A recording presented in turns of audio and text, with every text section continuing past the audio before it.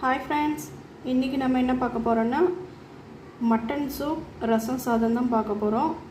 வாங்க எப்படி செய்யலான்னு பார்க்கலாம். அதுக்கு நான் சின்ன டம்ளரில் 1.5 டம்ளர் அளவுக்கு அரிசி, 1/4 டம்ளர் அளவுக்கு பருப்பு எடுத்திருக்கேன். துவரம் பருப்பு எடுத்து ஒரு 20 மினிட்ஸ் வேக வச்சுருக்கேன். அப்புறம் மட்டன் எடுத்து நல்லா வேக வச்சு அதோட சூப் மட்டும் தனியாக எடுத்து வச்சுருக்கேன். வாங்க எப்படி செய்யலான்னு பார்க்கலாம்.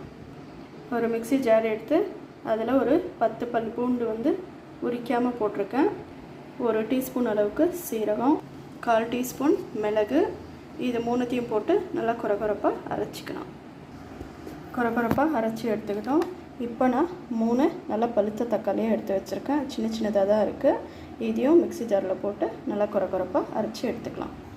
அடுப்பு ஆன் பண்ணி குக்கரை வச்சாச்சு. குக்கர் நல்லா ஹீட் ஆகிட்டுருக்கு. இப்போ இதில் தேவையான அளவு எண்ணெய் சேர்த்திக்கலாம். எண்ணெய் நல்லா காஞ்சிடுச்சு. இப்போ இதில் கொஞ்சமாக கடுகு, கருவேப்பிலை சேர்த்திக்கலாம். ஒரு 2 வரமிளகாய் சேர்த்திக்கலாம். கொஞ்சமாக பெருங்காயத்தூள் சேர்த்திக்கலாம். அப்புறம் நம்ம அரைச்சி வச்சுருக்கோம் இல்லையா, அந்த விழுதை இப்போ இதில் சேர்த்திக்கலாம். அரைச்சி வச்ச மசாலா சேர்த்து இதை நல்லா கிளறி விட்டுக்கலாம்.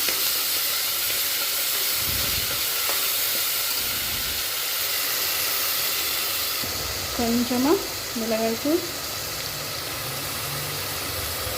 கொஞ்சமாக மஞ்சள் தூள் சேர்த்து நல்லா பச்சை வாசனை போகிற அளவுக்கு நல்லா கிளறி விட்டுக்கலாம்.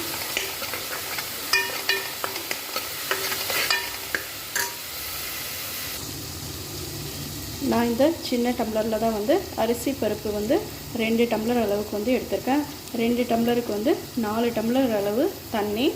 ஆனால் நான் 6 டம்ளர் அளவுக்கு நான் தண்ணி சேர்த்திக்க போகிறேன். பாருங்கள், வேக வச்ச மட்டன் தண்ணி, அப்புறம் புளி கரைசல் தண்ணி, இது எல்லாத்தையுமே அளந்து நம்ம சேர்த்திக்க போகிறோம். 6 டம்ளர் அளவுக்கு சேர்த்திக்க போகிறோம். பாருங்கள், 6 டம்ளர் நான் மட்டன் வேக வச்ச தண்ணி, புளி கரைசல் தண்ணி, அப்புறம் சாதா தண்ணி, இதை மூணுத்தையும் 6 டம்ளர் அளவுக்கு நான் சேர்த்திக்கிட்டேன். அதுக்கப்புறம் தேவையான அளவு உப்பு சேர்த்திக்கலாம். உப்பு சரியாக இருக்கா அப்படின்னு சொல்லிட்டு செக் பண்ணி பார்த்துக்கோங்க. செக் பண்ணி பார்த்துட்டு இப்போ இதில் நாம் ஊற வச்ச அரிசி பருப்பு ரெண்டுத்தையும் இப்போ இதில் சேர்த்திக்கலாம். பாருங்கள், அரிசி பருப்பு ரெண்டுத்தையும் கலந்துட்டோம். இப்போ இது ஒரு 4 விசில் வர வரைக்கும் மூடி வச்சிடலாம். நார்மலாக நம்ம அரிசி வேக வச்சோம்னா குக்கரில் 2 விசில் தான் விடுவோம். இது நம்ம தண்ணி அதிகமாக சேர்த்துருக்கிறதுனால ஒரு 4 விசில் விட்டுக்கலாம். அப்போ தான் நல்லா குழஞ்சி நல்லா சூப்பராக டேஸ்ட்டு நல்லா அருமையாக வரும். வாங்க விசில் மூடி வச்சு நம்மளோட மட்டன் சூப் ரசம் சாதம் எவ்வளோ சூப்பராக ரெடியாக இருக்குதுன்னு சொல்லிட்டு 4 விசில் வந்ததுக்கப்புறம் ஓப்பன் பண்ணி பார்க்கலாம்.